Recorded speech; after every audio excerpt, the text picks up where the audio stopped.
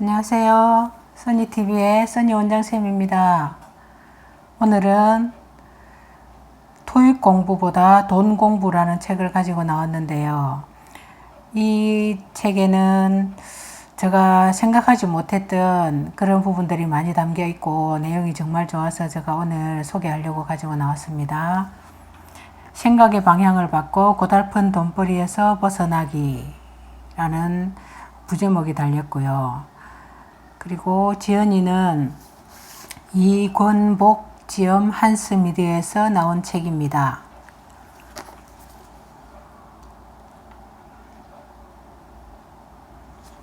토익보다 돈 공부. 책 제목을 제가 보는 순간 그래, 돈 공부가 먼저지 라고 생각했어요. 살아보니 토익 공부도 중요하지만 더 중요한 건 돈 공부가 아닐까 싶었어요.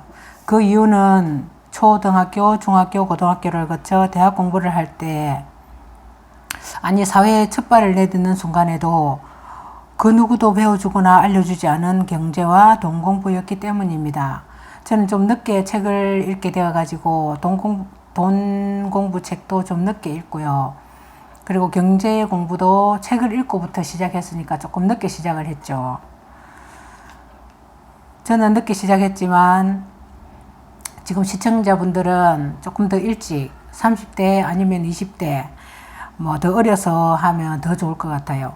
더 어려서 더 젊어서 경제와 돈 공부를 시작했더라면 누구든 부자의 대열에 낄 수 있지 않을까 하는 생각이 컸기 때문입니다. 물론 대인관계나 꼭 배워야 하는 기술, 사회인이 되는 처세술 등 관계에 대한 공부도 중요하겠지만 돈 없이는 살아갈 수 없는 인생이기에 돈 공부는 정말 중요한 것 같습니다. 부자를 경멸하고 뭔가 부정한 방법으로 부자가 되었을 거야 하며 부정적인 시각으로 바라보는 우리 사회에서 부는 많은 선택을 할 수 있고 여행도 할 수 있고 맛있는 음식을 사서 먹을 수도 있고 더 중요한 다른 사람을 위해 기부할 수 있는 멋진 이름을 안다면 부정적인 면만 있는 건 아닌 것 같습니다. 제가 읽은 책 중에 부에 관한, 돈에 관한 책들이 정말 많았거든요. 그 책들, 모든 책들, 그러니까 경제에 관한 책의 거의 일치되는 견해를 제가 생각해 보게 되었는데 이 책을 읽기 전에 제가 생각해서 이렇게 노트에 적어 봤거든요. 첫째, 부를 긍정적으로 생각하고 실천하는 것이었어요. 돈을 좋아해야 돈이 나를 따라온다고. 나를 따라온대요. 그 책 속의 문장들을 무수히 많이 읽었던 것 같아요. 그 경제 공부 책 중에서 정말 긍정적으로 생각하고 돈을 좋아해야 돈도 나를 따라온대요. 그래서 저도 그렇게 이제 마음 다짐을 가졌거든요. 저도 처음에는 부자들을 경멸하고 부자들을 별로 좋게 생각하지 않았어요.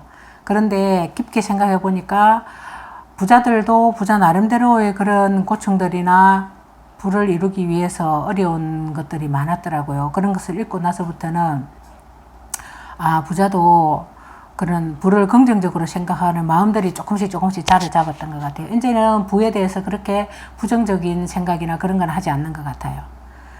그리고 두 번째는요. 매일 나는 부자가 될 수 있다고 말하고 행동하라. 말 속에는 자신도 모르는 긍정 에너지가 들어있다 하더라고요. 그런 긍정 에너지를 가지고 항상 말을 녹여서 말이 나를 만든다고 하잖아요. 내 말이 곧 나다라는 말이 있잖아요. 그러니까 그 말 속에 부자가 될 수 있다고 말하고 행동하는 그 말 속에서 제가 이미 부자가 되어 있다 하더라고요. 그런 책들 중에서 제가 많이 읽고 거기에 대한 일치되는 견해. 그러니까 같은 생각을 책마다 비슷하게 하더라고요. 그래서 제가 이렇게 정리를 해보았어요. 첫째, 부를 긍정적으로 생각하고 실천하는 것. 두 번째, 매일 나는 부자가 될 수 있다고 말하고 행동하고. 그 아침에 일어나서 하면 더 좋다고 하더라고요. 그래서 하늘의 기운과 땅의 기운을 받아서 아침에 맑은 정신으로 하면 더 좋대요. 그리고 세 번째, 돈을 소중하게 생각하고 아껴라. 돈을 그렇게 소중하게 생각하지 않았던 것 같아요. 돈을 그냥 책 속에 넣어두기도 하고 비상금 같은 거, 그리고 그 동전 같은 거는 그냥 흘려놓기도 하고, 그 동전이 모여서 큰 돈이 되는 거잖아요. 그러니까 저도 그 책을 읽고부터 많이 좀 달라졌던 것 같아요. 돈을 버는 그런 시각들이, 시선들이 많이 달라졌던 것 같아요. 소중하게 생각하면 상대도 나를 소중하게 생각하고 따라오게 된다 하더라고요. 그러니까 돈을 소중하게 생각하라고 하더라고요. 물론 다른 사람들도 소중하게 생각하면 좋지만 돈도 소중하게 생각하고 내 주위에 있는 모든 것들을 소중하게 생각해야 나를 소중하게 생각하고 따라준대요. 그리고 네 번째, 부자들의 생각과 행동을 따라하고 실천하라. 거의 모든 부의 그 책에서 나오던 말인데요. 부자들의 생각은 부자들은 특별한 생각을 한다고 해요. 자신을 끄집어내어 잘 알리려고 하지 않고 숨겨둔다 하더라고요.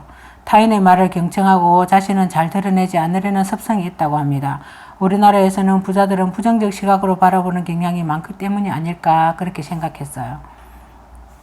이건 제가 이제 이 책을 읽기 전에 한번 적어봤던 걸 제가 읽어봤고요. 책 속에 있는 내용들을 제가 한번 읽어보겠습니다. 어떤 삶을 살든 어떤 삶을 원하든 돈은 필요하다. 토익을 공부하든 공부하지 않든 콩을 심은 사람이나 팥을 심은 사람이나 살아가는데 필요한 것은 돈이다. 자본주의 사회에서는 돈이 굉장히 중요하다. 실제로 우리가 하는 대부분의 고민은 돈과 관련된 경우가 많다. 직장 선택에 대한 고민, 이직에 대한 고민, 어떤 공부를 해야 하는지에 대한 고민까지도 돈과 관련되어 있었을 가능성이 굉장히 높다. 단순히 고민의 수준을 벗어나서 경제적 궁핍으로 일가족이 동반 자살을 하는 뉴스나 돈 때문에 살인하는 사람들이 있는 것을 보면 이제는 돈이 사람을 부리는 지경에 이른 것 같다는 생각이 든다. 하지만 우리나라에서는 아직 돈의 중요성을 경시하고 있는 것 같다.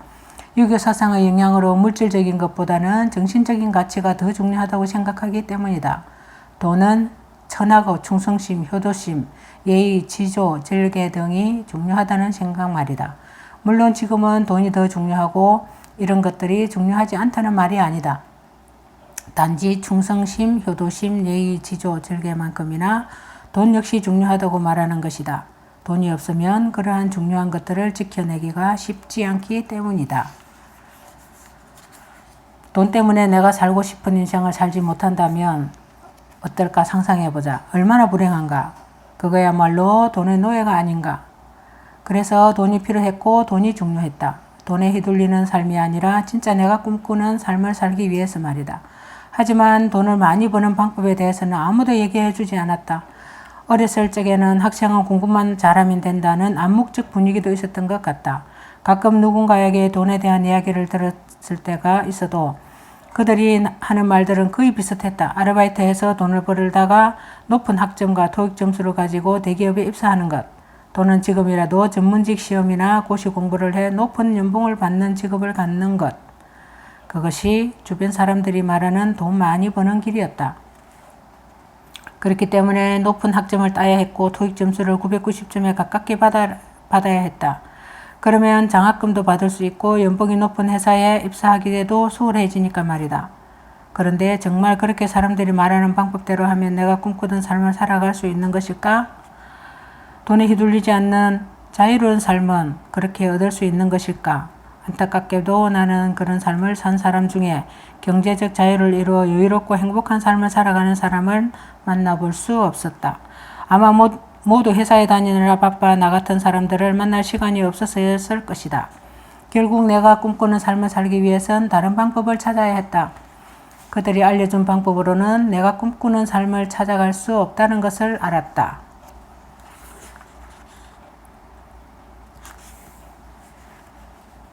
부의 경계에는 신호탄이 없다고 합니다.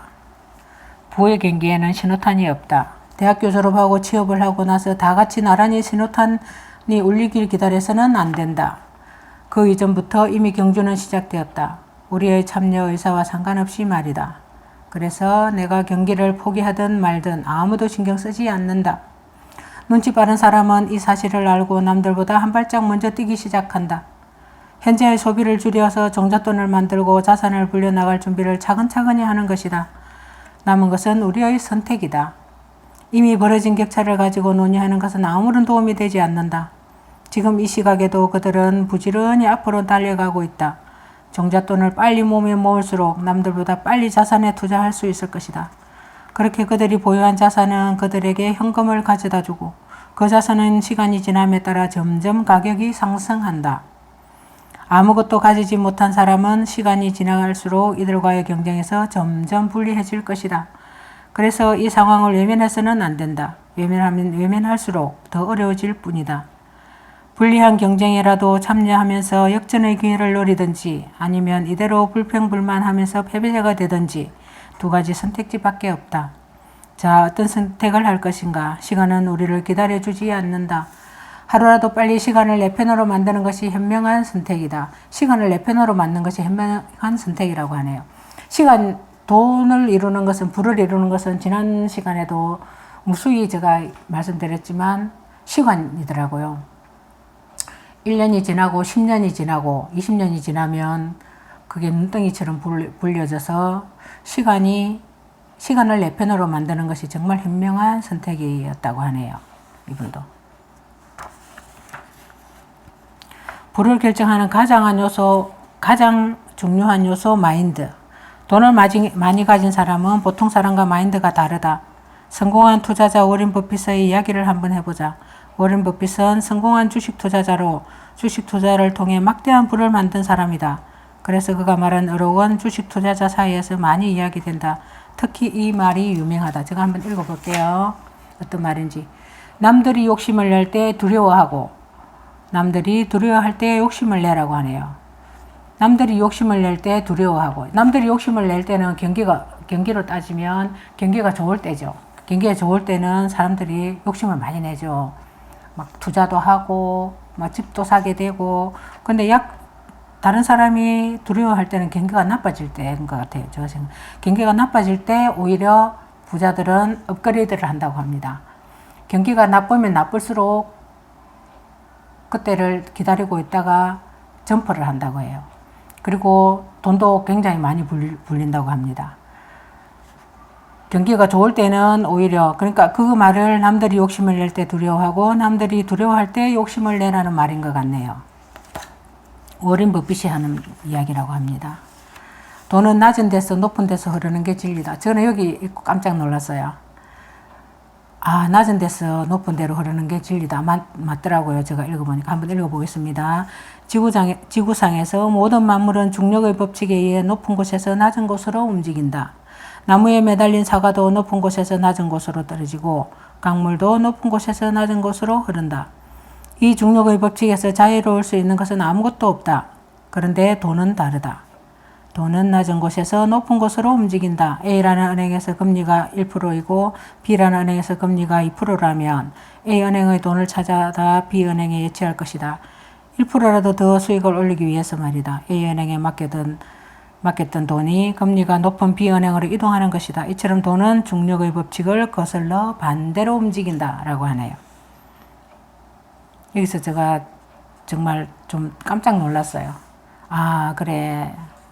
이렇게 책으로, 문장으로 이렇게 생각은 할 수 있지만 이렇게 문장으로 나타낼 수 있다는 게 전 여기서 또 배운 것 같아요. 그래서 이 배움을 다시 다른 사람하고 공유하기 위해서 제가 유튜브를 하는 이유이기도 합니다. 예금이자보다 높은 수익 배당주 투자. 전번 책에서도 제가 배당주 투자에 대해서 많이 긍정적인 생각을 많이 읽어드렸던 것 같은데요. 여기서도 그 얘기 똑같이 나와요. 경제서적은 다 비슷한 것 같아요. 투자는 그러니까 어느 원칙이 있는 것 같거든요. 제가 이렇게 쭉 읽어보니까.